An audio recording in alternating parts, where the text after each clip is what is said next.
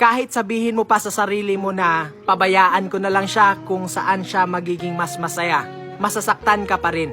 Sinasabi natin ito pero deep inside, wasak na wasak ang ating puso.